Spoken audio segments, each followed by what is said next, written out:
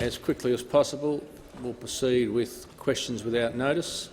Are there any questions? The member for Rankin. There are, Mr. Speaker. Thanks very much, Mr. Speaker. My question is to the Prime Minister. Is the Prime Minister aware of evidence at Senate estimates today from the former Group General Manager of a Hello World company who met with Joe Hockey in Washington? What is the Prime Minister's response to the fact the evidence includes, and I quote, "I asked Mr Burns how this could be done so quickly. He verbally advised me, Hockey owes me."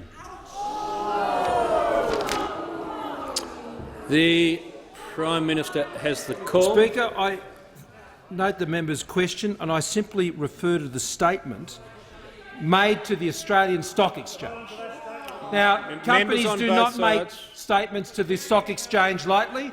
Others may make statements, Mr Speaker, and their veracity can be tested in those forums. But when you make a statement to the Australian Stock Exchange, that is a very serious matter.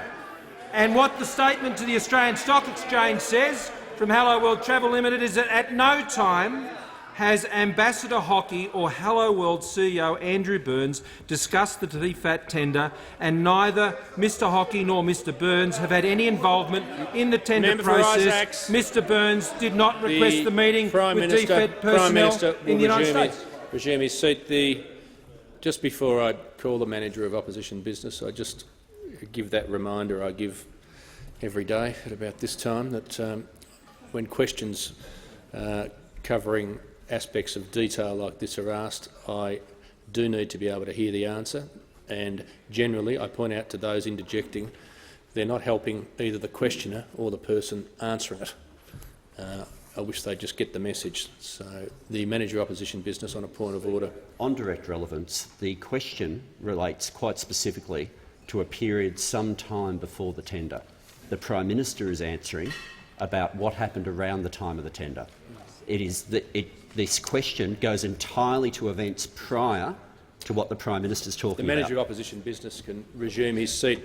I did get to listen to the question without interjection, unlike the answer. The Prime Minister is in order because the first part of the question merely asked him whether he was aware of Senate estimates evidence, and on that basis he is answering in the way he sees fit. The second part was certainly more specific. So the Prime Minister I'm listening to very closely, and if those behind the Manager of Opposition Business would assist me, and I'd also say assist the Manager of Opposition Business and stop interjecting, I'll be able to listen to the answer to check the Prime Minister continues to be relevant. Thank you, Mr Speaker. So the statement provided by Hello World to the Australian Stock Exchange, I think, is very clear about this matter and the exchanges between Ambassador Hockey and the Hello World CEO. But what we do know about this issue is this, Mr Speaker. We know that the Labor Party has had this in their bottom drawer for some time, Mr Speaker, and if this issue was so important for so many months, why is it being used as some sort of distracting political tactic here in this chamber to appeal to the good old Canberra bubble, Mr Speaker, where the leader of the Labor Party dwells? And as we also read today on this issue, Mr Speaker, how arrogant have the Labor Party become? What was the headline today in The Age? Shorten may sack Hockey, Mr Speaker. So arrogant they have become that they are already deciding who they might sack, who they might keep, who they might target. Well, I'll tell you who they're going to target, Mr Speaker. They're going to target retirees in this country with higher taxes. They're going to target homeowners, Mr Speaker, with harder taxes. They're going to target renters, Mr Speaker. They're going to attack farmers who they today wouldn't even support a future drought fund. The Prime Minister will resume his seat. The Prime Minister's now straight off the top. He's completed his answer. The member for Moore has the call. Thank you, Mr Speaker. My question is to the Prime Minister. Will the Prime Minister update the House on how the government is united in taking action to deliver a stronger economy and keep Australians safe and secure? Is the Prime Minister aware of any other approaches? The Prime Minister has the call. Thank you, Mr Speaker. Our government is united on our stronger plan for our economy. Our government is united on securing our nation and the results that we have achieved with the implementation of our plan over the last 5.5 years, and we are united to ensure that we have a stronger Australia. And the last 2 weeks in this place, Mr Speaker, has shown that the Labor Party is hopelessly divided when it comes to what is required to create a stronger economy, to protect jobs in our most important export industries in the country and to ensure stronger borders. They have failed the test when it comes to being united together on these important issues in the country. And the Labor Party, Mr Speaker, members on my left, through their leader, has failed the test of character. He has failed the test of character to unite his party when it comes to standing up for jobs in traditional industries, because what did we hear from the member for Corio, Mr Speaker? We heard from the member for Corio that it would be wonderful if the market for traditional mining products was to collapse, threatening the jobs of 53,400 coal miners across the country, while the member for Herbert sits there silently, Mr Speaker, while the jobs of people in Townsville are put at risk because of a divided Labor Party when it comes to the traditional industries of this country. But on this side of the House, Mr Speaker, we will fight for jobs. We will fight for jobs in the mining industry. We will fight for jobs, Mr Speaker, in the forestry industry, as I announced the Tasmanian forestry policy hubs last weekend, and we'll fight for the jobs in the farming and the agricultural sector, Mr Speaker. We will always fight for these jobs. Today we learn in January 65,000 full-time jobs were created in the month of January, and the unemployment rate remains at 7.5-year low, Mr Speaker, at 5%. And we know that, Mr Speaker, that in the last year around 85% of the jobs that have been created, some 270,000 or thereabouts, I understand, were all full-time. Full-time jobs being created in this country. And in New South Wales, they have led the charge with, in New South Wales, the unemployment rate has fallen to 3.9%. That is the lowest rate on a 40-year record, Mr Speaker. How good is Gladys Berejiklian as the New South Wales Premier, delivering a stronger economy for New South Wales and ensuring that our national economy is strong as well? And we'll continue to work strongly with the New South Wales Government because they've been our partner, Mr Speaker. 1.25 million jobs, that's our target. That's what we will achieve through our economic plan. And how do we know we'll achieve that? Because we've created over 1.25 million jobs since we were last elected, Mr Speaker, on the first occasion. So, Mr Speaker, we are united on creating jobs. We're united on protecting our borders. We're united on our traditional industries. The Labor Party is hopelessly divided under this leader on those issues. Concluded. Member for Barton. The member for Rankin. Thank you, Speaker. My question is again to the Prime Minister. What is the Prime Minister's response to the fact that the document provided to Senate estimates today includes, and I quote, "I asked Mr Burns, how could this be done so quickly? He verbally advised me, hockey owes me." The Leader of the House. Well, Mr Speaker, The question is making the implication that somehow the ambassador in Washington intervened in a tender process and had a conflict of interest. That is the gravamen of the question. Now, the truth is, Mr Speaker, as we pointed out yesterday in the House, Mr Hockey has absolutely no role in the tender process whatsoever. He isn't the decision-maker. For there to be a conflict of interest, Mr Speaker, there has to be some capacity for Mr Hockey to have been able to influence the tender and be involved in it. But he's not the decision-maker. The decision-maker is the DFAT Chief Financial Officer. That was pointed out yesterday, Mr Speaker.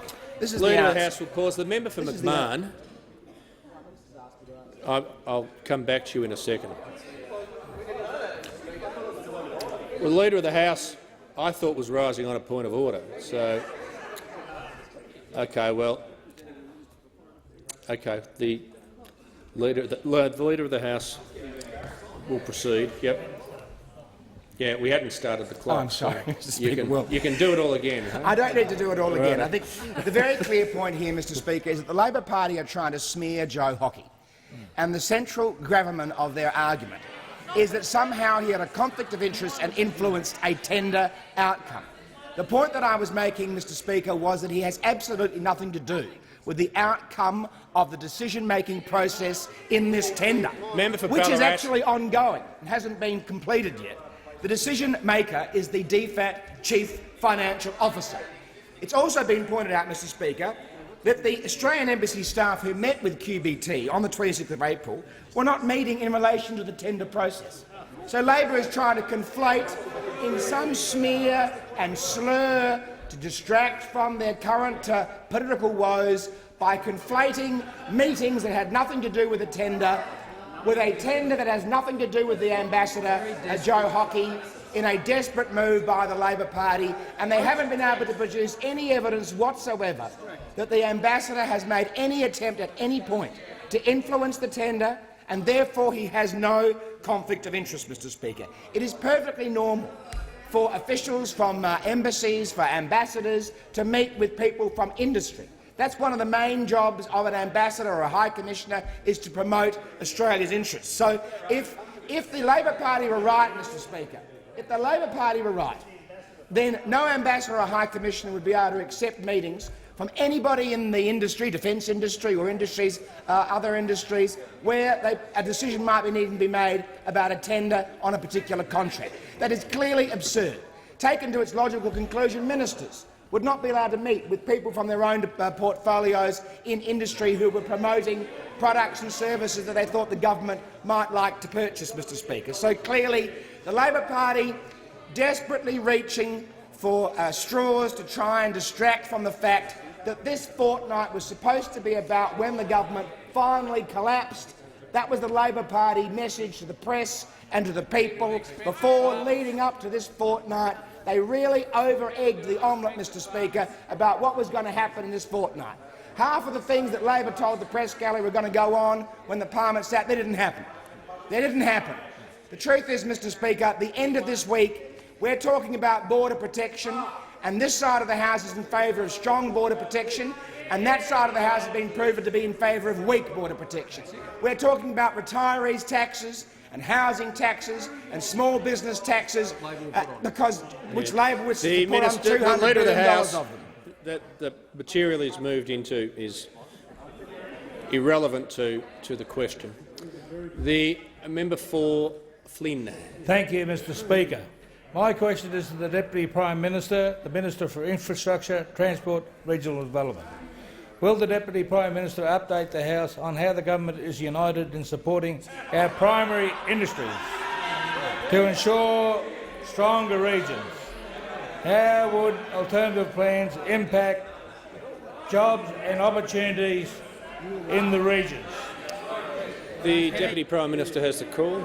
Well, I don't know why the member for Shortland's going on. He'd buy and sell you for integrity and for business acumen any day of the week, before breakfast, any day of the week, any obvious. He absolutely would. A strong Australia Members means on a my strong left, economy, the member for Gorton. means strong borders, and that's what we've got. Strong borders and a strong economy. A strong Australia means investing in the regions, such as the Rookwood Weir, $176.1 million that we've invested in that marvellous water infrastructure storage project and flood mitigation project in the member for Flinders Electric in central Queensland. The Liberals and Nationals, we deliver. We stand up for Queensland jobs. We support them. We want to see more Queensland jobs. And I know all Team Queensland on this side of the House absolutely want that. We stand up for farmers. We support them. We passed in the House this morning the Future Drought Fund, something Labor opposed. Labor has voted against giving farmers, drought-stricken farmers, assistance. Why would you oppose giving aid to drought-stricken farmers? I mean, it just beggars belief. And for the Shadow Agriculture Minister to come in here and play stunts with our dairy farmers, to play stunts with the Future Drought Fund, it's just a disgrace. It's just a disgrace, and he knows it. But it gets worse than that. We've got the member for Corio calling for an end to our biggest export industry and calling it a good thing. Why would you want to see an end to a $66 billion export industry? He had a shocker yesterday, absolute shocker. I mean, Labor has no idea whether it believes in jobs or whether it believes in green preferences. Greens or Gladstone? Who would know? It has no idea. Mining or Melbourne? Who would know? It has no idea. And the Leader of the Opposition has no idea either, because he says one thing when he's up campaigning in North Queensland and he says another thing when he's down in Melbourne. And now we have the member for Herbert. The member for Herbert launching into a spray at the Queensland Labor government, telling Queensland Labor to, quote, keep out of North Queensland's business. I'd agree with her. I'd agree with her. It should keep out of North Queensland's business. But I tell you what, we're involved in North Queensland's business. We're helping to rebuild, helping relief efforts, helping relief recovery efforts and helping reconstruction. She'd be better off talking about that and asking a question about that than supporting the member for Corio and all those others who want an end to Australia's biggest export industry. Yesterday the member for Herbert had questions to answer, and now she's discovered that the answer is not the Labor Party. It certainly is not, and our farmers also know that the answer is not the Labor Party. How could they deny drought-stricken farmers assistance? What a disgrace! And each and every rural and regional member of the Labor Party should hang their heads in shame. Absolutely hang their heads in shame. The Deputy Prime Minister's time has concluded. Member for McEwen.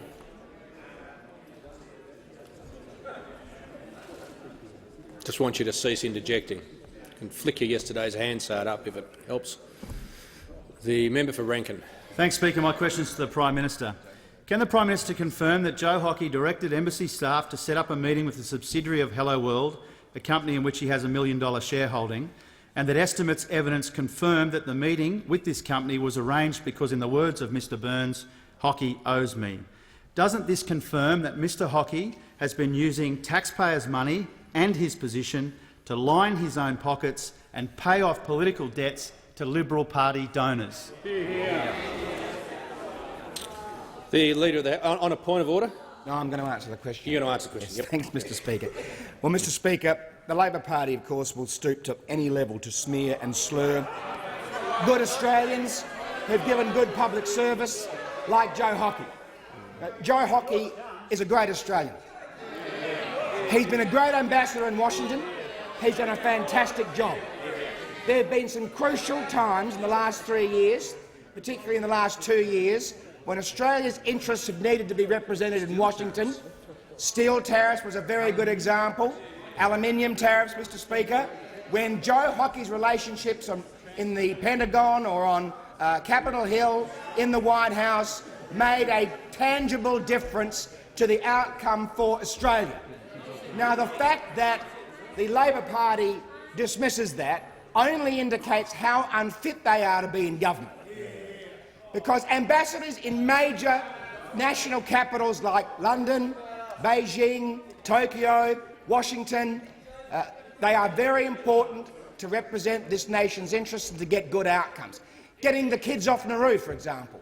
Setting up the deal with the Americans in order for them to do the necessary checks and then take as many people off Nauru as possible. Joe Hockey was engaged in that. For the Labor Party to seek to smear the ambassador in Washington to make a cheap political point for your own political gain indicates how desperate you've become. And the other thing that it indicates is that you've known about this for months. If you really thought this was so serious— Member for Shortland. If you really thought this was as serious as you are pretending with all your fake gravity, you would have raised this months ago, this feigned indignation. You might have even decided to try and refer it to one of the agencies if you thought it was that serious. But no, you didn't do that. The Labor Party didn't do that, Mr Speaker. They waited.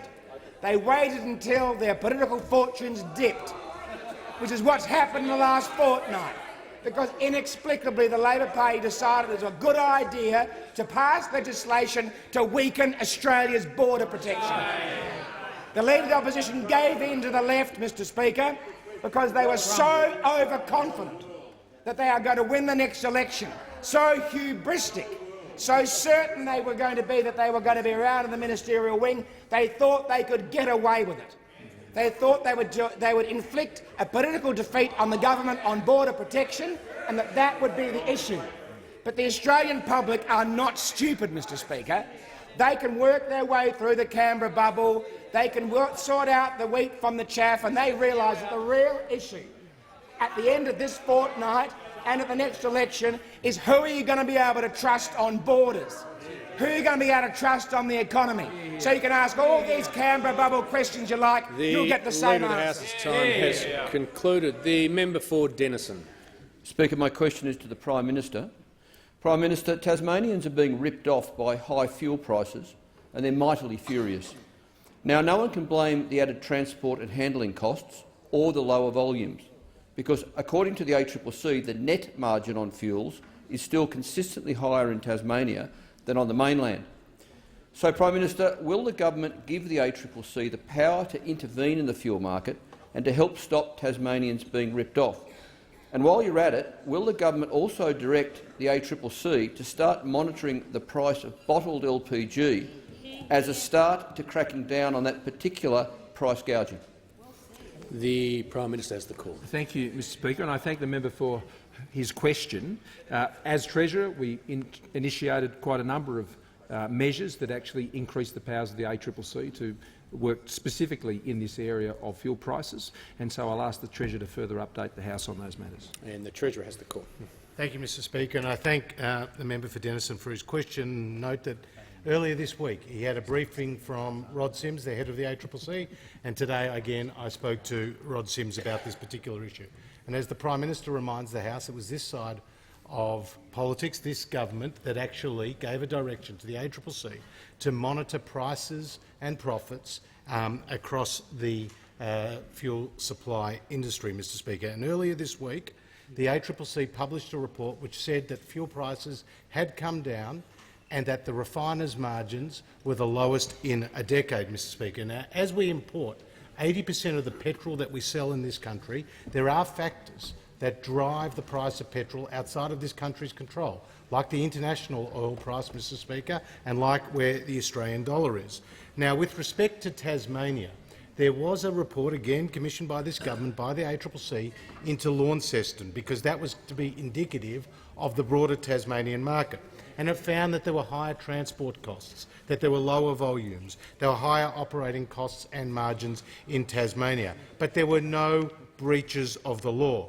And as the head of the ACCC has pointed out to me, over the last week in Hobart, the prices varied from the highest price of petrol being 9 cents higher than the lowest price across Hobart in the same week. So the ACCC's advice is that they will continue to monitor prices, costs and profits, but it's up to consumers to put the pressure on and to shop around. With respect to bottled LPG, the head of the ACCC's advice is that if there are any issues relating to competition and consumer issues, then they should be directed to the ACCC. The member for Rankin. Thanks, Speaker. My questions to the Prime Minister. Can the Prime Minister confirm that DFAT told Senate estimates today— sorry. Yeah, no, it's— yeah, no one sought the call, so I'll let the member for Rankin keep going. Wakey, wakey. So you did? He did.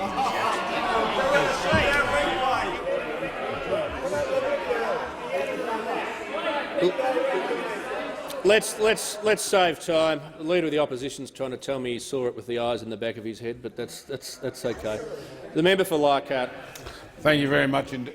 Mr Speaker. And my question is to the Treasurer. Will the Treasurer update the House on the impact any changes to franking credit refunds would have on our senior Australians, many of whom, of course, in my electorate, who have worked hard to ensure their financial independence? The Treasurer has the call. Thank you, Mr Speaker, and I thank the member for Leichhardt for his question. And he is fighting hard for the 4,463 people in his electorate who will have their money and retirement savings ripped away by the Labor Party, Mr Speaker. Now, retired Australians are a valued and important part of this Australian economy, an Australian economy where unemployment has come down to 5%, the lowest in 8 years, Mr Speaker. And as the Prime Minister told the House, more than 64,000 full-time jobs created in the last month, Mr Speaker, and participation rate, and the female participation rates are up, Mr Speaker. On this side of the House, we have created more than 1.2 million new jobs, Mr Speaker, and have put the Australian economy in a strong position. But, Mr Speaker, just earlier this week, the member for McMahon went on the 7:30 report and told the Australian people that the Labor Party would not change one bit their dreaded retirees tax. He said they wouldn't change it one bit, Mr Speaker. And would you believe that the member for Rankin, who wants the member for McMahon's job now, has actually said that he's pleased and proud about Labor's retirees tax. Pleased and proud. And that the member for McMahon has told all those 1 million plus Australians who are going to hit by the retirees tax that if they don't like their policy, well, don't vote Labor, Mr Speaker. Well, one of those people that the member for McMahon has insulted is Helen. And Helen told the Parliamentary Committee, "I'm writing to express how unfair I feel the ALP's refundable franking credits policy is should it be implemented. My husband and I have a self-managed super fund, and we stand to lose 20 to 30% of our income. We don't have a larger fund, but that equates to $8,500 a year, Mr Speaker. We do not receive a full or part pension," Helen said. Member for Bruce is warned. "My husband, who turns 70 next year, works part-time mowing lawns to supplement our income.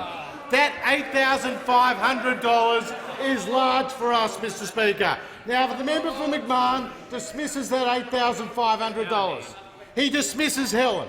He dismisses 1 million plus Australians who are going to be hit by the retirees tax. Now, Mr Speaker, this is going to fall. This dreaded retirees tax is going to fall hardest on women, Mr Speaker, over half of whom are affected, and many of whom are over the age of 60.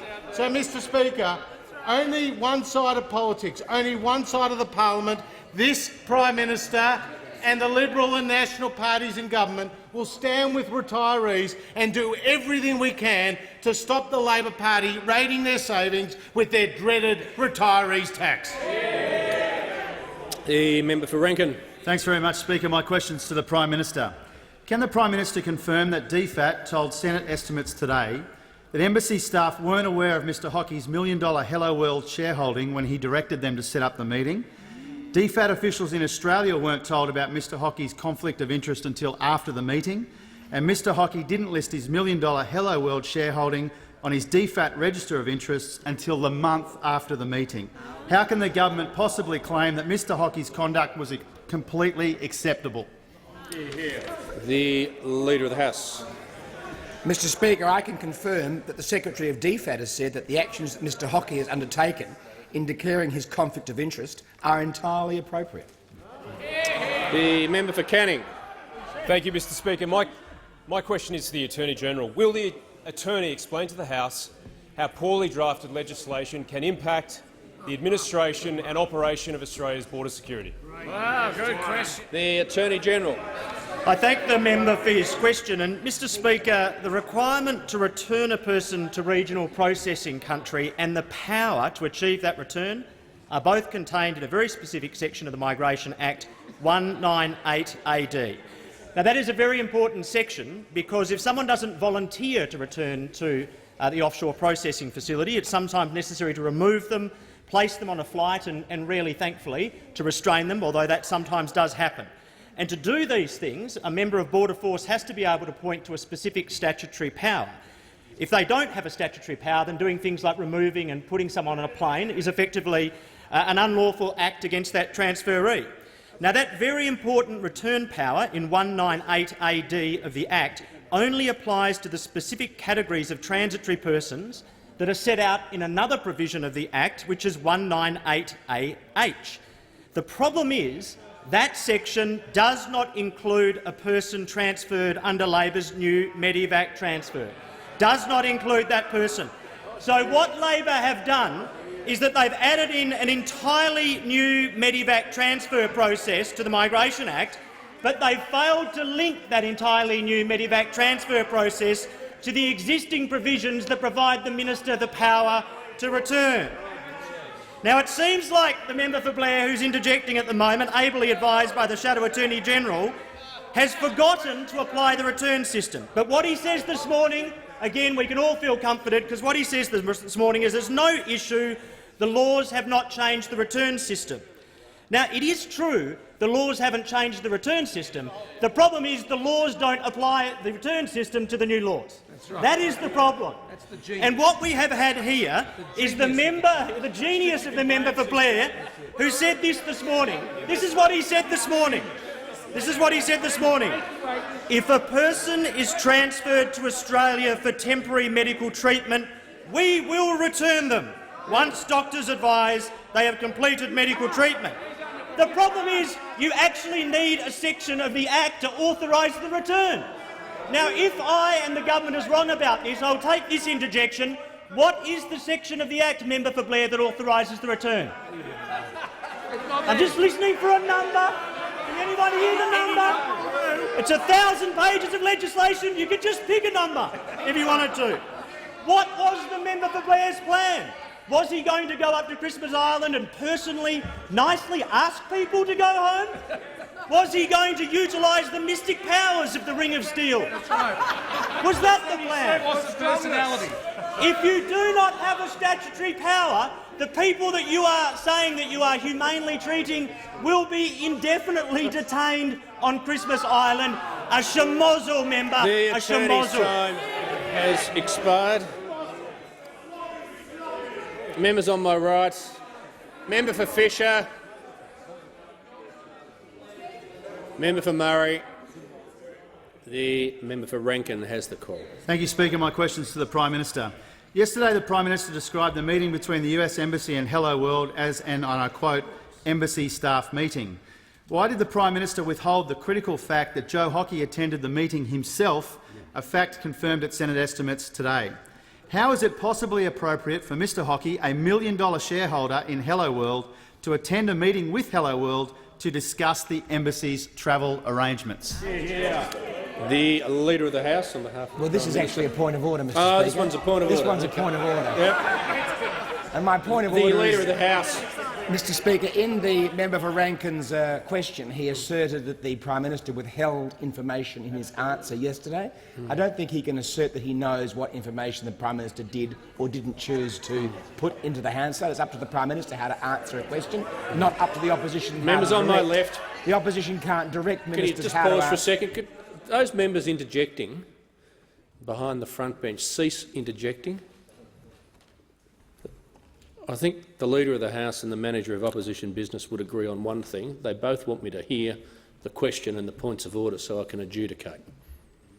The Leader of the House. Mr Speaker, the standing orders are very clear that the answer cannot be directed by the House. That the Minister has the entire discretion about how to answer a question. Therefore, the member for Rankin's question today, asserting that the Prime Minister did or didn't leave something out of his answer, to me suggests that he is in breach of the standing orders and he should withdraw that part of the question or rephrase it. I don't think he can know what was in the Prime Minister's mind when he answers a question and then assert it as a fact in his question the next day. Yeah, and I've heard the Leader of the House on that point, and I respectfully disagree with him, and I'm trying to say this as subtly as possible, and that is that there's two principles here. I mean, you don't want speakers giving their opinion of the factual accuracy of any questions.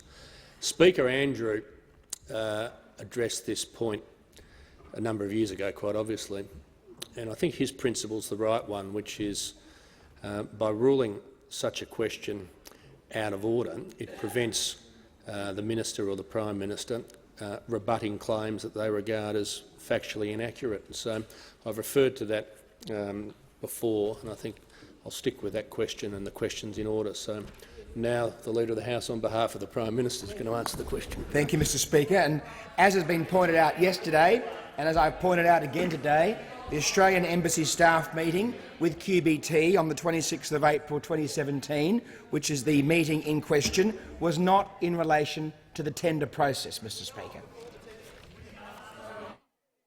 The member for Robertson. Thank you, Mr Speaker. And my question is to the Minister for Jobs and Industrial Relations and the Minister for Women. Will the minister update the House how the government's strong economic plan is helping to get more Australians, including more women, into the workforce? And what are the risks of a different approach? The Minister for Jobs, Industrial Relations and Women. Thank you, Mr Speaker, and I thank the member for Robertson for her question. She knows that the Coalition's economic plan is working and it is delivering for all Australians, delivering lower taxes, delivering a growing and strong economy and, importantly, delivering more jobs. And, of course, the proof of that was with the latest ABS labour force figures. There are more Australians in work now than ever before. And in January, we saw employment increase by 39,100. It means, of course, that we have seen an increase as well in full-time employment. We have seen the growth accounted for in full-time employment account for 87% of the total increase in full-time jobs over the last 12 months. And it means that there are more Australians in full-time work than ever before, with both male and female full-time employment at record highs. Now, of course, there is a particular gold medal performer in this department, and that gold medal performer is Premier Gladys Berejiklian. The New South Wales unemployment figure has gone down to 3.9%, the lowest on record since 1978. Of course, that was the year after I was born. And employment in New South Wales has reached record highs. Full-time employment has risen by more than 49,000 in January of this year. And, of course, Gladys Berejiklian, she is not just a brilliant Premier, she is a brilliant woman. And as Minister for Women, I can also deliver good news that the gender pay gap has also gone down. The gender pay gap now is at a record low, at 14.2%. It has gone down from 17.2%, which was Labor's record, 17.2%. And I know they hate it. They find it really uncomfortable whenever I mention it, because, of course, it is an achievement of our government to get it down. But what are the risks? Well, the risks are obvious. The risks of a shortened Labor government are $200 billion worth of new or increased taxes. Taxes on your retirement, taxes on your superannuation and taxes on your home. And in particular, taxes on small businesses as well that are structured as trusts. And small business, of course, is one of the greatest engines for employment growth in this country, employing around 7 million Australians. 7 million Australians. I don't know what they've got against small business, but I can tell you this: we are for small business, for job creation and for all Australians. The member for Rankin. Thanks, Speaker. My questions to the Prime Minister. I refer to the answer just given by the Leader of the House. Is the PM aware that when asked if she believed Mr Hockey's behaviour reflects the high standards expected of someone in that position, the Secretary of DFAT replied in part, "There are a whole range of things that you've raised today that I think we need to think about and we need to provide answers to you. I'm not in a position right now to say that in all respects those actions have met the standard." If the Secretary of DFAT can't say that Mr Hockey has acted appropriately, how can the Prime Minister? The Leader of the House. Members on my left. Members on my left. Bubble boys. The Leader of the House. Bubble boys and girls. My mere presence gets them very excited, Mr Speaker. Surprises me too. If you could read my mind. Anyway, go on. Thank you, Mr Speaker. Well, Mr Speaker, the Secretary of the Department of Foreign Affairs has said that the actions that Mr Hockey has undertaken in declaring his conflict of interest are entirely appropriate.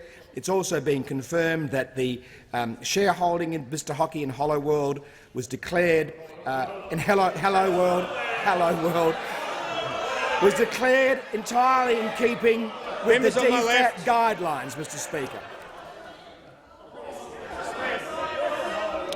The member for Ryan. Thank you, Mr Speaker. My questions to the Minister for Home Affairs.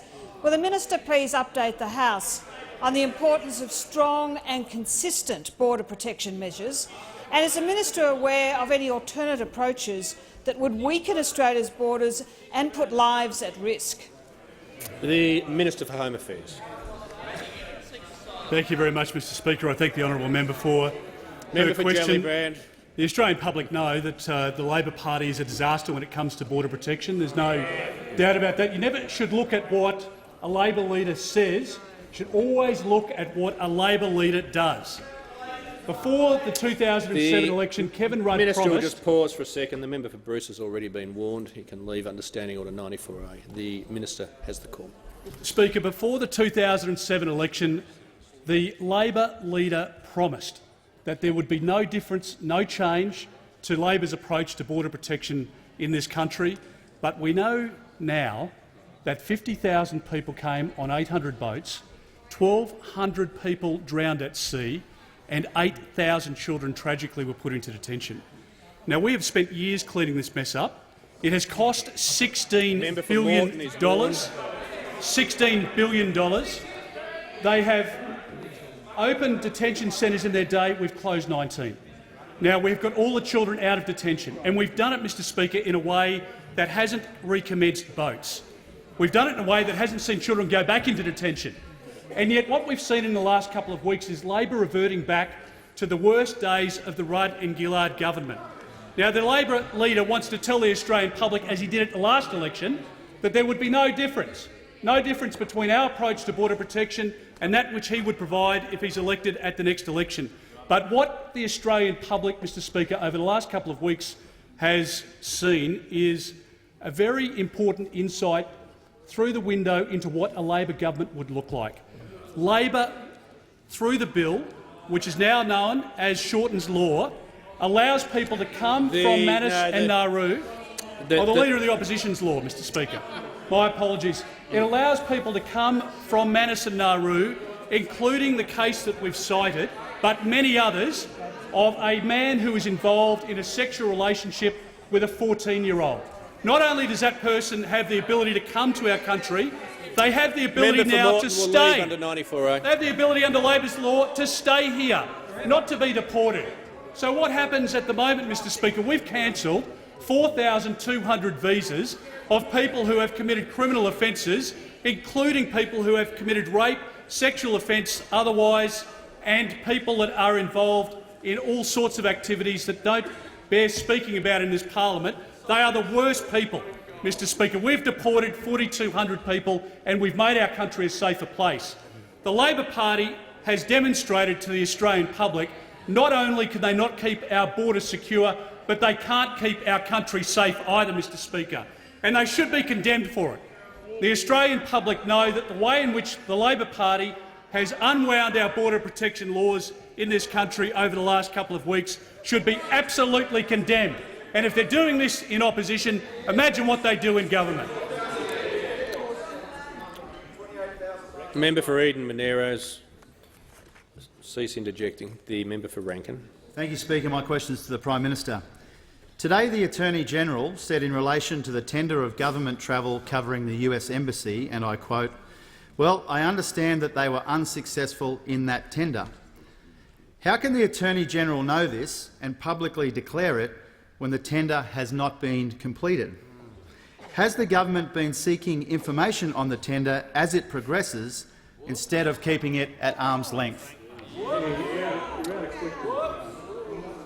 The Attorney-General on behalf of the Prime Minister. For the question, it was just an error. I have no knowledge about the contract.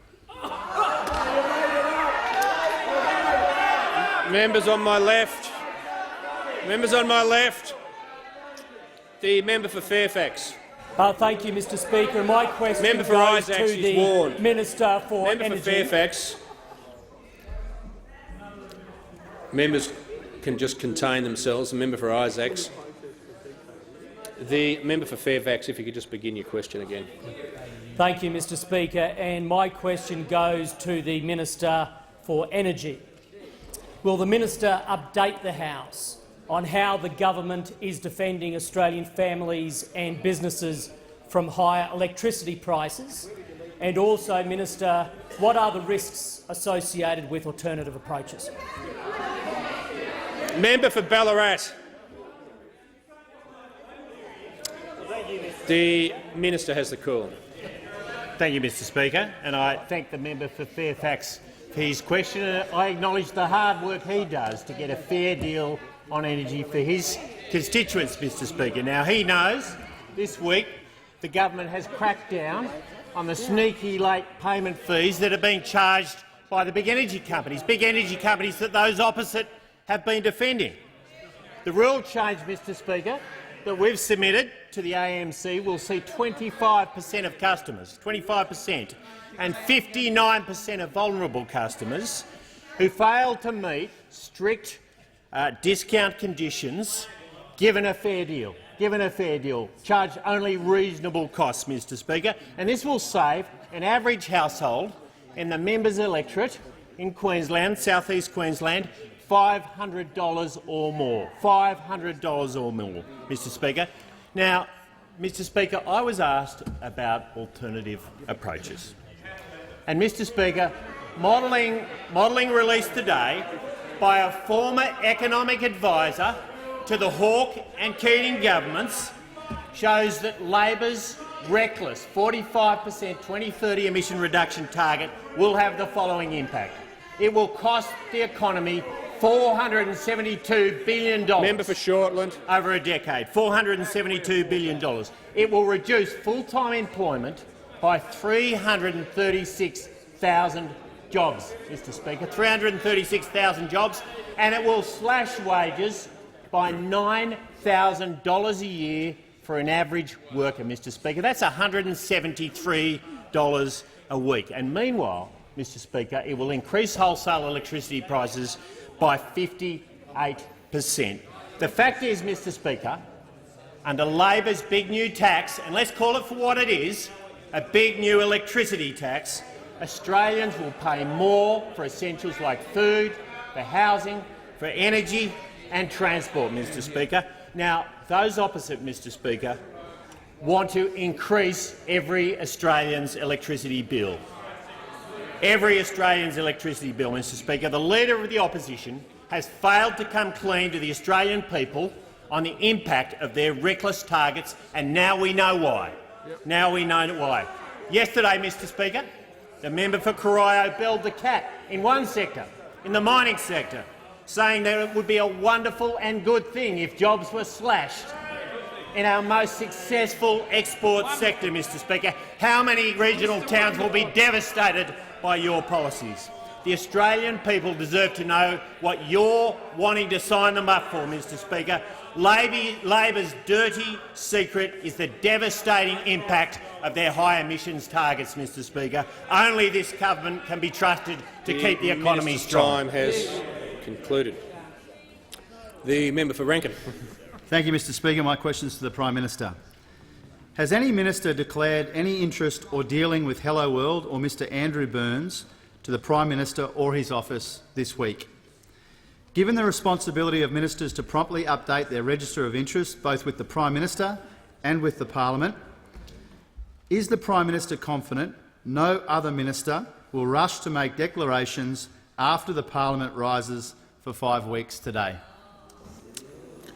The Prime Minister has the call. Thank you, Mr Speaker. I'm not aware of any, and if there are, they'd be updated on the register, Mr Speaker, and that matter would be disclosed, and I'd be happy to update the House if there is anything further to add. The member for Dunkley. Thank you, Mr Speaker. My question is to the Minister for Immigration, Citizenship and Multicultural Affairs. Will the Minister update the House on the government's successful border security policies? Is the Minister aware of any alternative approaches that may jeopardise Australia's borders? The Minister for Immigration. Well, thank you, Mr Speaker. Well, those opposite should be deeply ashamed of what occurred on their watch in border protection. A humanitarian catastrophe, Mr Speaker, in which 1,200 people drowned at sea, 8,000 children were forcibly placed in detention. The greatest public policy failure in Australia's post-war history, an absolute disgrace, is what occurred. Now, we fixed it. We got the kids out of detention. We stopped the boats. You know what else we did, Mr Speaker? We increased Australia's humanitarian program by some 35%. But you know what else we've always done, Mr Speaker? We've said that in multicultural migrant Australia, everyone has to play by the same rules and everyone has to pass the character test, Mr Speaker. Everyone has to pass the character test under this government.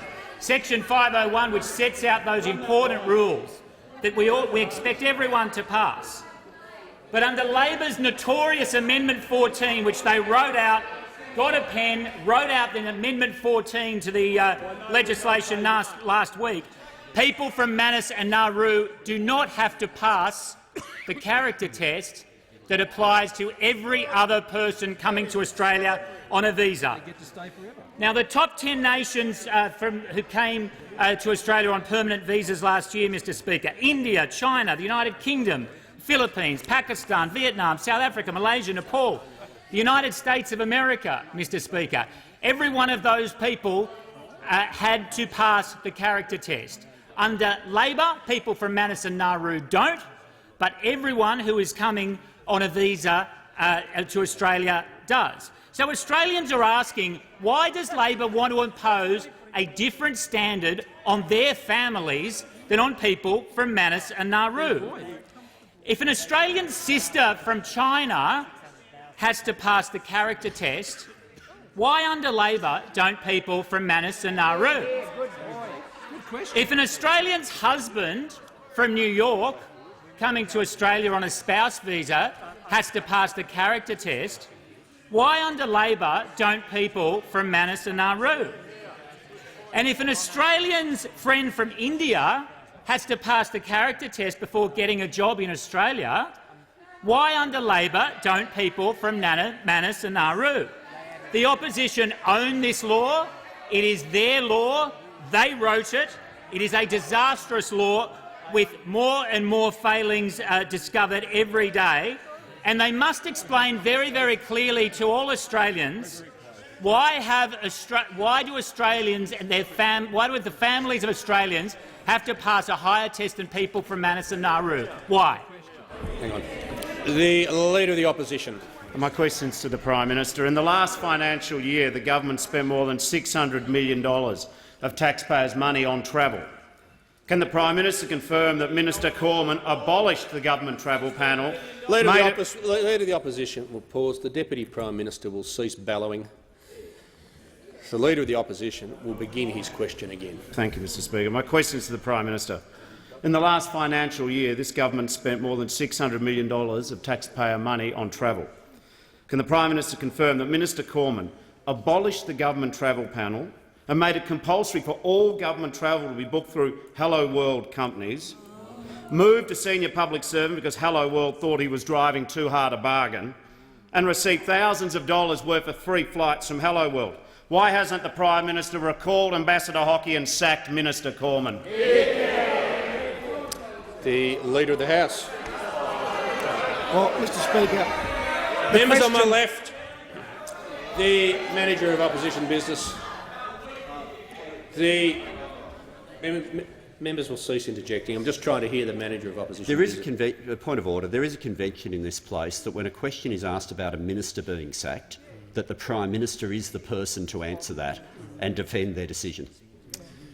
The practice, and we've been over this before, I can see the Manager of Opposition Business finds the issue frustrating, but the practice does make very clear that the Prime Minister can refer a question to any minister, and that's long-standing practice. Even if members may think the Prime Minister is better placed to answer it, it doesn't alter the fact that he has that right, and that is a very long-standing convention that's written up in the practice. So the Leader of the House has the call. Well, Mr Speaker, the question contained a number of different parts covering both the Minister for Finance and Ambassador Hockey. It contained a series of assertions and implications.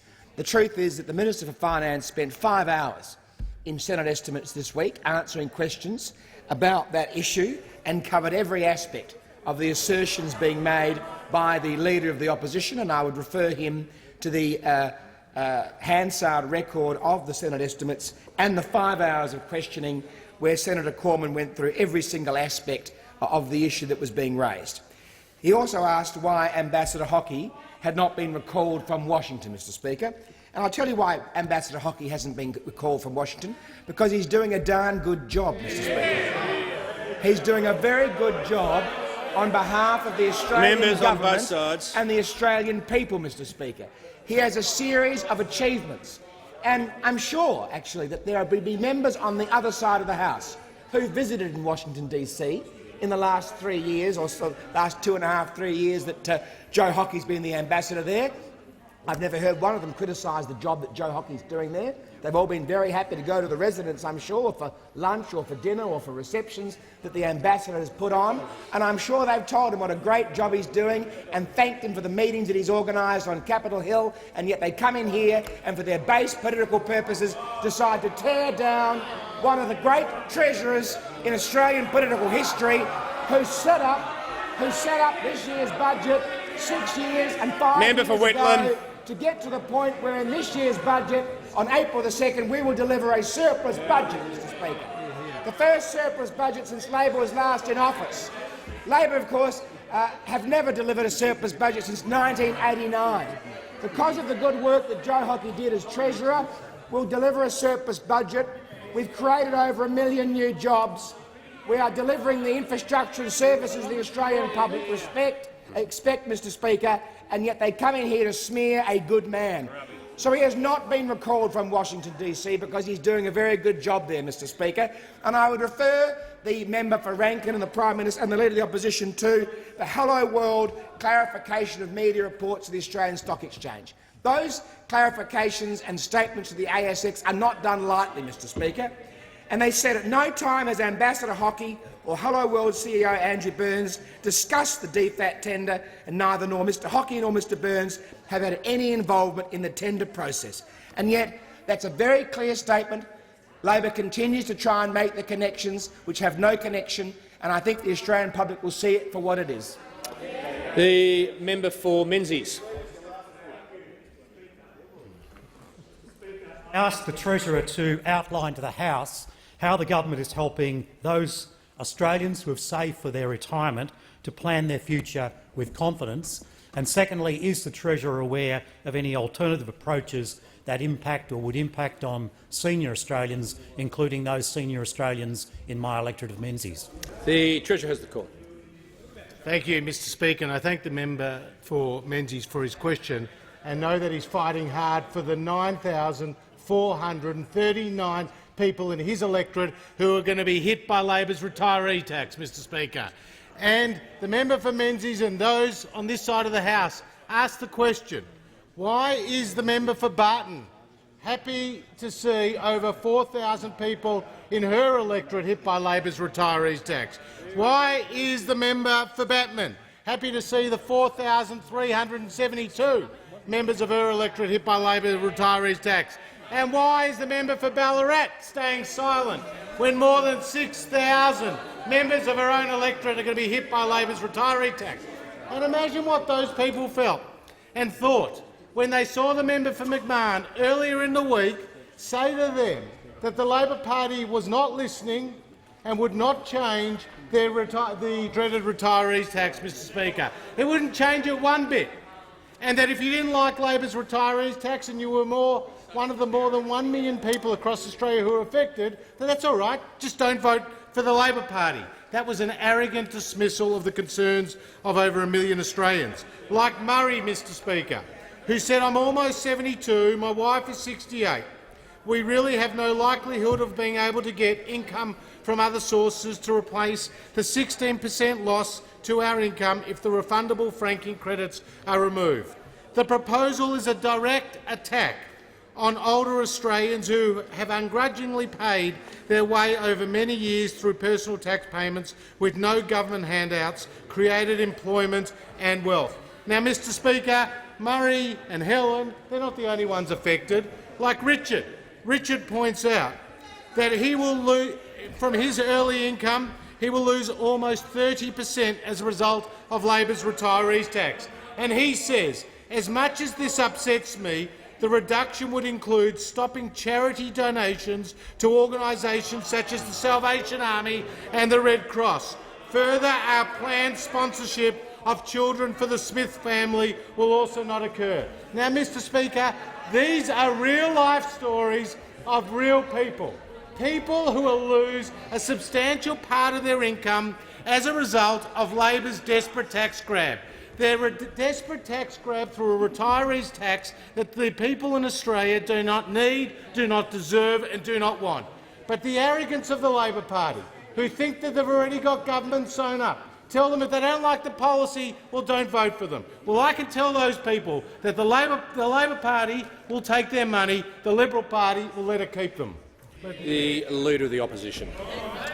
I move that so much of standing orders be suspended as would prevent the Leader of the Opposition from moving the following motion immediately. That the House, 1, notes A. The Finance Minister abolished the Labor government's travel panel and made it compulsory for all government travel to be booked through Hello World companies. B. The Finance Minister received free flights to Singapore from Hello World just before it was awarded a multi-million-dollar whole-of-government contract by the Minister's own department. C. The CEO of Hello World and one of its largest shareholders, Mr Andrew Burns, is the Liberal Party treasurer. D. The US Ambassador Joe Hockey helped Hello World lobby for embassy travel arrangements, but embassy staff were not aware of Mr Hockey's $1 million Hello World shareholding when he directed them to set up the meeting with a Hello World company, a meeting which Mr Hockey personally attended.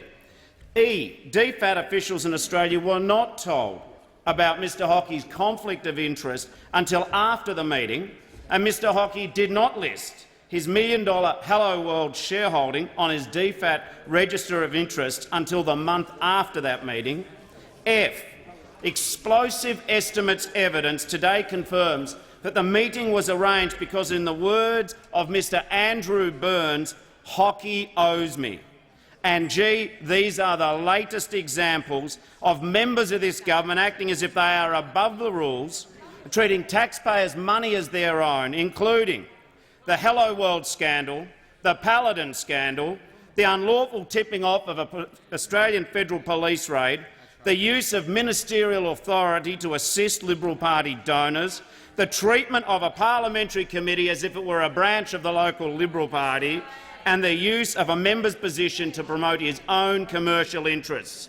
And 2, therefore condemns members of this government for acting as though they are above the rules and treating taxpayers' money as their own. I start this. You weren't asked. The Leader of the Opposition may proceed. I start this speech with the following words: Hockey owes me. Hockey owes me. That tells you everything you need to know about this government. Somebody owes a Liberal donor, so they get a meeting. A Liberal minister owes their mates who run a small private foundation, so they get $500 million in half an hour. A Liberal minister owes a chum who gets a juicy contract. The Liberals owe the big banks big time, so they vote against a Royal Commission 26 times. But the one group this government do not think they owe anything to are the Australian people who are not members of their special club. And what happens if you're not in their club? What happens if you're not one of the chums? Your penalty rates get cut, they cut funding to your local school, your TAFE and childcare, they cut funding from hospitals, they charge you more to see a doctor, they put up everything except your wages. A week after this Prime Minister rolled Malcolm Turnbull, he made the pilgrimage to Albury to define his new leadership. He did the usual Liberal Party thing, disinterring the words of some dreary old Robert Menzies quote like he's reading mantra from the Dead Sea Scrolls. And he told the assembled Conservative faithful the core philosophy of his government. We look after our mates, he said. Well, you certainly do look after your mates. The Liberals look after their mates and their mates look after them. $400 million for Paladin. Why not? It's got a company registered at a beach shack in Kangaroo Island. I didn't realise that Kangaroo Island was a tax haven. Another $500 million for the mysterious Great Barrier Reef Foundation. $500 million for a foundation who didn't even ask for it. Because as long as the donations flow in the Liberal Party, this government doesn't mind. This is a Liberal government of their donors, by the donors, for the donors.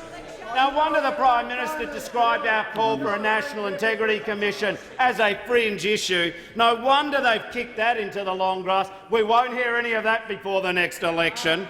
He doesn't want to talk. He doesn't want to know about Senator Cormann's free flights. He doesn't see anything wrong with the Liberal Minister for Finance calling the Treasurer of the Liberal Party, who just also happens to be the CEO of a multi-million-dollar travel company, to sort out some free overseas travel.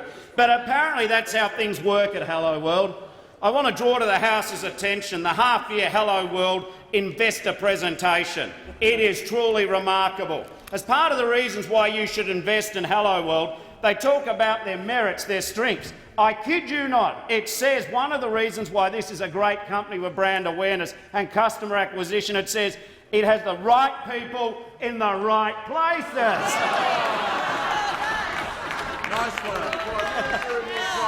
And let's be candid here. I like the Finance Minister personally, but it just doesn't fly that when you book a $2,700 holiday that you don't notice that it's on your credit card and you've never noticed if you paid for it. In the real world, people notice that money and if you've paid for it. Now, the Prime Minister's determination to imitate the three wise monkeys, I hear nothing, I know nothing and I say nothing, on this issue just doesn't stop at that. Apparently he's got no interest in getting to the bottom of what happened with Ambassador Hockey. I mean, Joe Hockey, not a bad fellow, but what on earth was he thinking? $1 million shareholding, let's line up the introduction, and the whistleblower at Hello World just spells it out. How can this meeting happen, he says to the Liberal Treasurer of Australia? Hockey owes me. You know, Joe Hockey declared the age of entitlement is over, but for this Liberal government it never ever ended.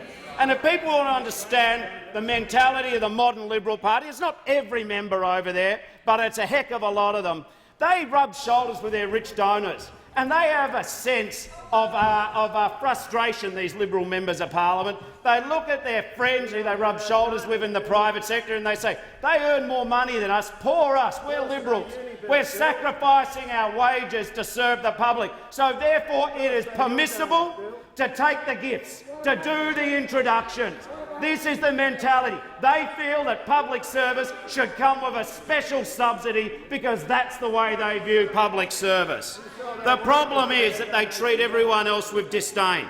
Taxpayer money like it's its own personal expense account. They can shout over there, but they can't deny the truth. They know that when it comes to kicking people off the dole, they're all over it. If it comes to sending threatening letters, they're all over it. They know when someone shouldn't be getting $265 a week. They just don't understand why they can't have it all for themselves. When it comes to the way they treat the health budget, they'll cut that. But when it comes to sorting out a holiday, hello, mate. Hello, world. One set of rules for the Liberals and one set of rules for everyone else. And we see that again with the fact that these people, they're happy to put everyone else in court, they're happy to put everyone else in a royal commission, they expect everyone else to cooperate, and they expect people to pay their own legal bills, but when it comes to them, the rules do not apply. $288,000 for Senator Cash not to write a witness statement, the most expensive non-statement in the history of the Commonwealth. We see the Minister for Goldstein, you know, Jeffy, Timmy, how are you, mate? How are you, mate? Could we line up an investor shareholding meeting to go with your little branch meeting so we could do a bit of product placement for both? Right people in the right place. And then, of course, we cannot forget that old faithful, the member for Fadden. He is the great multitasker of the modern Liberals, the Renaissance man of rorts. I have one question which Australians are asking. How do you spend $40,000 on the internet? What on earth are you downloading? Now, what the Prime Minister will say, oh, it's all Canberra bubble union conspiracy, watch out, votes will start, watch out, scare, scare. And he'll say that people out there and voters, the voters out there, don't care about the government wasting money, disrespecting ministerial standards. What a contemptuous attitude this born-to-rule mob have about public money and public service. Australians do care about integrity. That is why, if we are elected, Hello World will be the first item on the National Integrity Commission that we will set up. When they're faced by facts, they just ignore it. What they will say is we're wrong. This is the bubble. Well, you know what they say? They say that the workers are wrong about flat wages, the women are wrong about the sexism, the teachers are wrong about the cuts to school. They say the carers are wrong about the crisis in aged care. We haven't forgot you, Minister for Aged Care. The CSIRO are wrong about climate change. The energy experts are wrong about renewables. The Academy of Science is wrong about the fish kills in the Menindee Lakes. The First Australians are wrong about the voice in the Constitution. The international community was wrong about moving the embassy. ASIO are wrong in their security briefings. The federal police, they say, are wrong about Senator Cash. And, of course, they'll say to the banking victims, they were not wrong to oppose the Banking Royal Commission. All this government has left is fear, dishonest scare campaigns. They think the government will forget their failures. Oh, no, they won't. The Leader of the Opposition's time has concluded. Is the motion seconded? The member for Rankin. Thank you, Speaker. I second the motion and reserve my right to speak. The question is that the motion moved by the Leader of the Opposition be agreed to. The Prime Minister has the call. Thank you, Mr Speaker. Well, the Leader of the Labor Party sounds a little rattled. Member for Shortland. He sounds a little rattled, a little breathless today, Mr Speaker. But I do know one thing. Members on my left. The Leader of the Labor Party has never seen a private jet that he hasn't wanted to climb aboard on, Mr Speaker. He's never seen a big table. He's never seen a big table. He's never wanted to sneak his knees under, Mr Speaker. He's never seen that, as you've heard from this dispatch box before, Mr Speaker. And when the former Prime Minister called you out on that, he was dead right. He was dead right, Mr Speaker. This is a Leader of the Labor Party who's been sucking up round the Melbourne elite all of his life as he has sought to climb up the greasy pole over one body after another, Mr Speaker, as he's sought to destroy them, and all those members who sit opposite know it only too well, Mr Speaker. This is a Leader of the Labor Party who wants to run the country like a union, Mr Speaker, and he runs the Labor Party like a union, Mr Speaker, and we know, and they know, the character of the Leader of the Labor Party. But I'll tell you why he's so rattled, Leader of the Opposition. I'll tell you why he's so rattled. Because what the last fortnight has demonstrated is not only the lack of character of the Leader of the Labor Party, which the Australian people have had a good 5.5 years to have a good look at, and they've made up their mind on this bloke, Mr Speaker. They know he's weak. They know he's someone who rolls over, whether it's to the left on taxes or it's to the left when it comes to border protection or any of these things. They know the Leader of the Labor Party is a very weak man, Mr Speaker, because they can see it in his character and they know he is not the sort of person that they would want to have lead this country. But the other thing is this. In the last fortnight, not only have we seen the weakness in the Leader of the Labor Party's character, we have seen, Mr Speaker, that he is leading a divided party on the matters of greatest importance to the Australian people. Their jobs, their economy and their safety, Mr Speaker. These are matters upon which the Labor Party are hopelessly divided. We know they are divided on the economy because when we wanted to expand Australia's trade borders, Mr Speaker, when we wanted to go out there and execute those arrangements with China and with Korea and all of these countries, and particularly with China, what did the Labor Party do? They opposed it, Mr Speaker, and then they were for it, and then they were against it, and then they were for it, Mr Speaker. When it comes to matters of the Australian economy, the Labor Party is riven. What do we also know about the Labor Party in this past fortnight? We know when it comes to our traditional industries, when it comes to the minerals industry, resources sector, the forestry sector, Mr Speaker, when it comes to the agriculture sector, this is a Labor Party that has deserted the workers in all of those areas. They have deserted them. We have, in the member for Corio, who would be part of a shortened cabinet, Mr Speaker, someone who said this. The global market for thermal coal has collapsed, and wonderful. Captain Wonderful over there, Mr Speaker. He said that's a good thing. That's a good thing.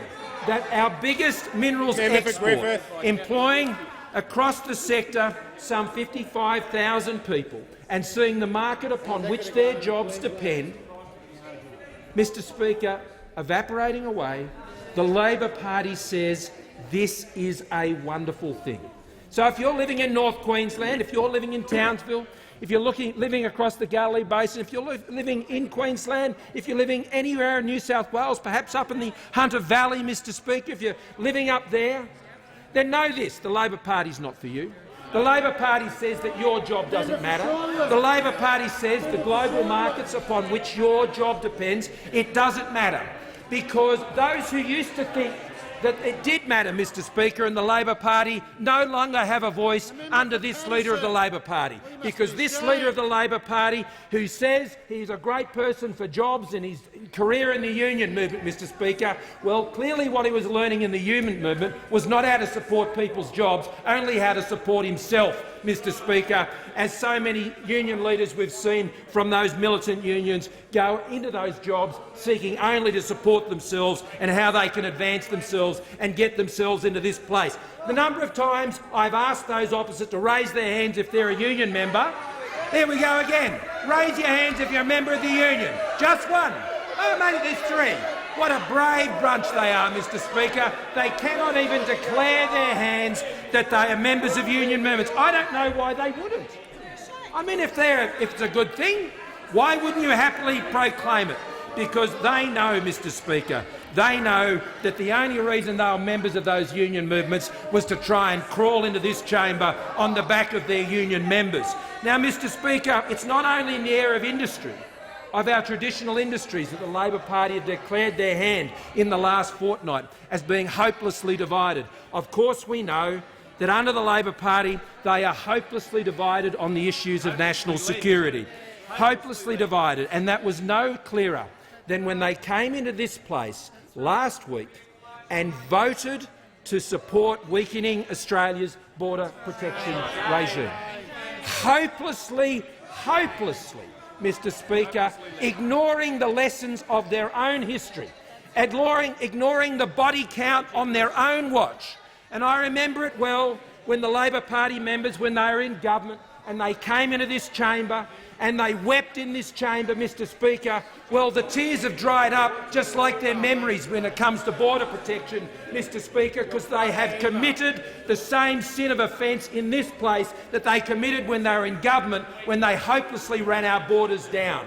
Now, Mr Speaker, the reason that happened is not because there are some people on the other side who believe that borders should be protected.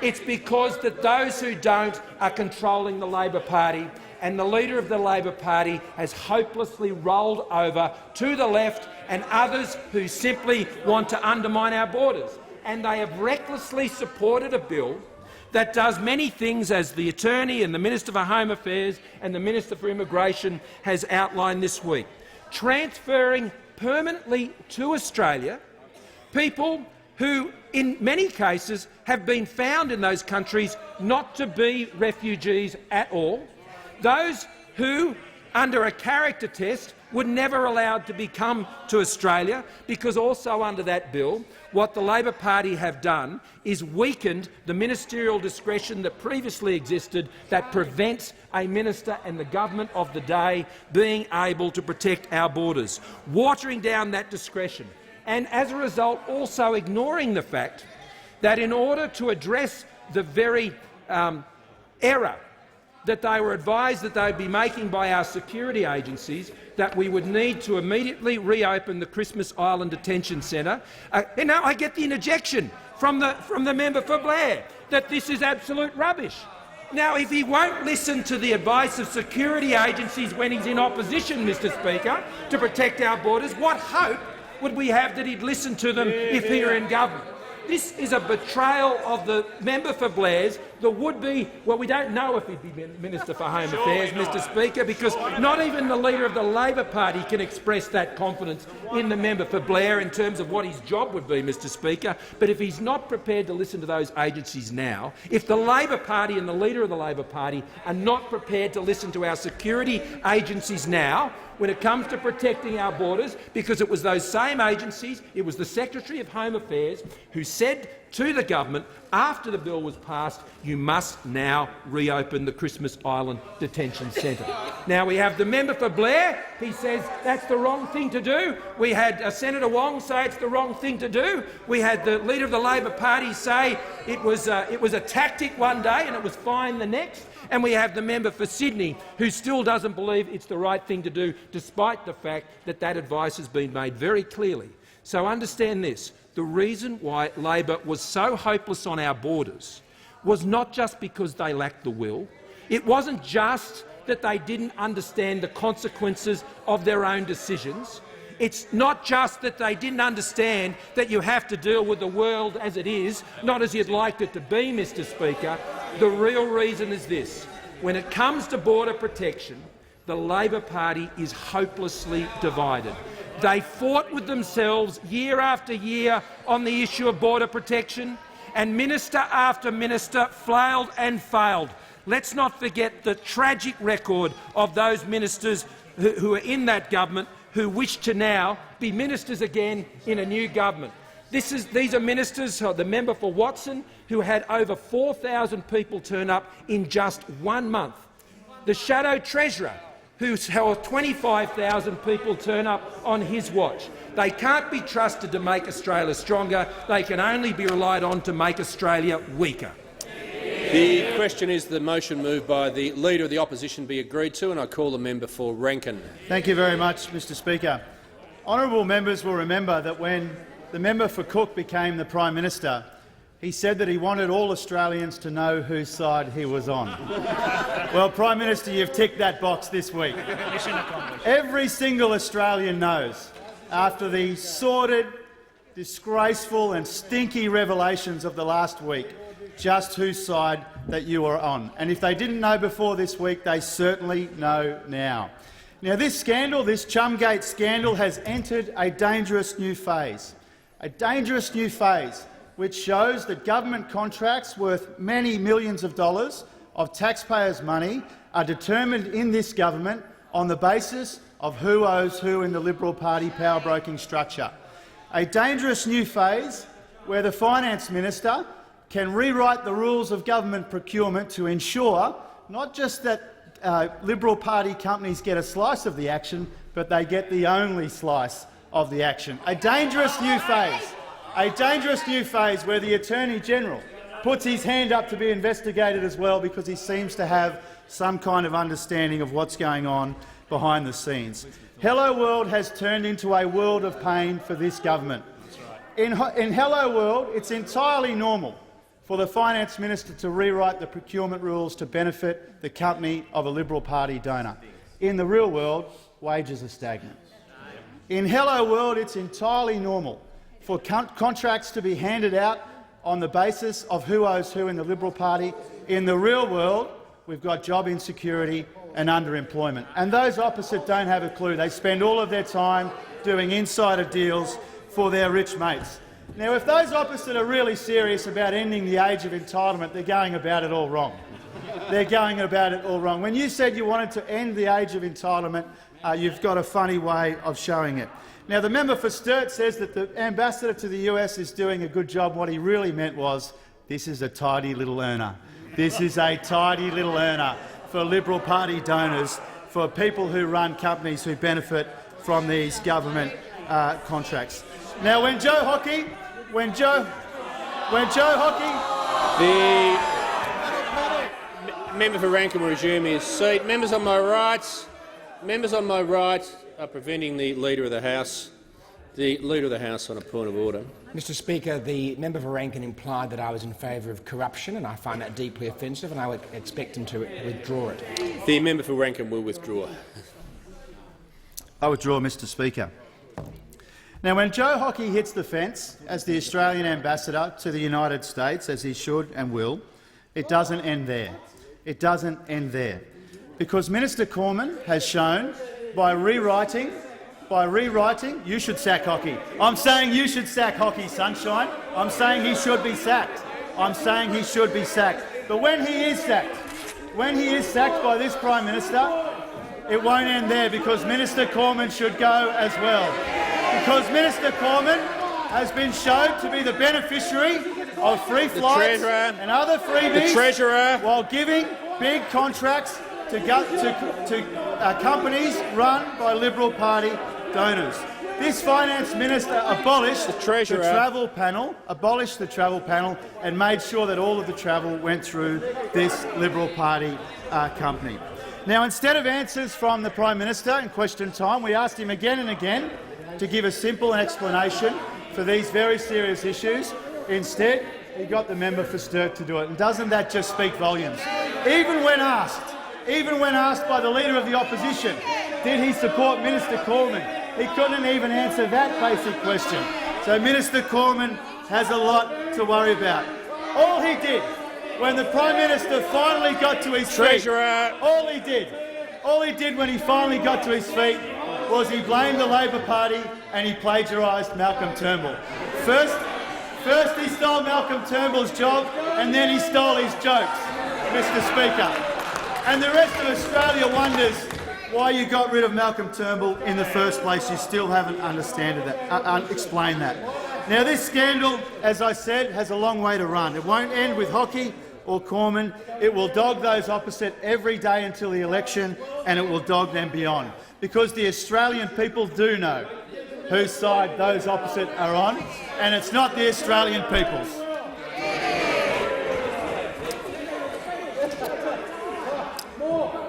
Members on my right, the question is that the motion moved by the Leader of the Opposition be agreed to. All those of that opinion say aye. Aye. To the contrary, no.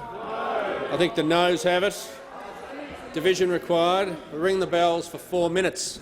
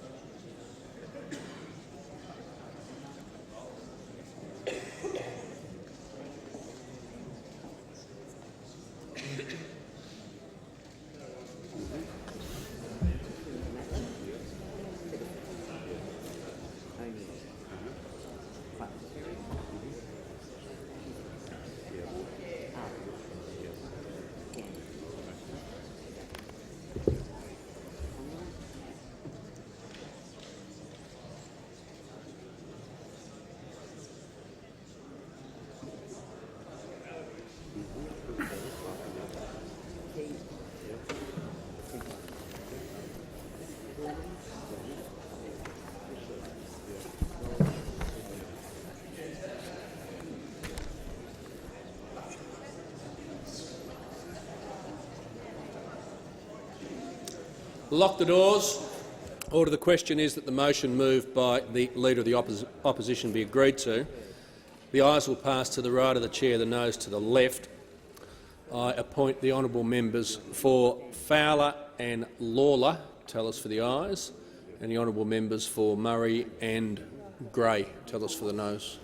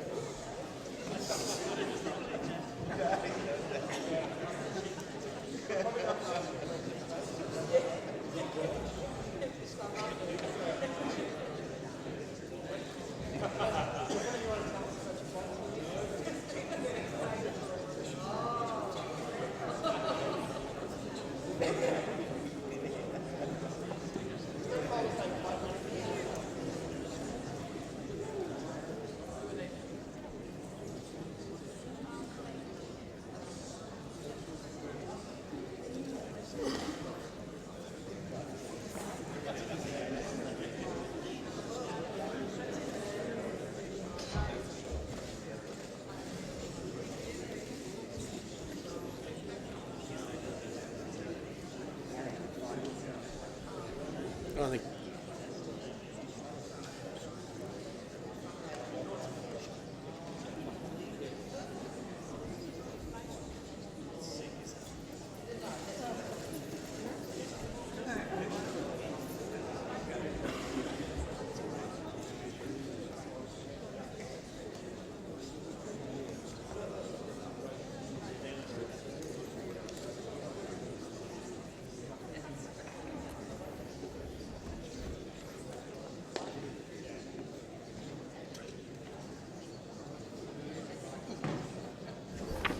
Order. The result of the division is ayes 65, noes 69. The question is therefore negatived.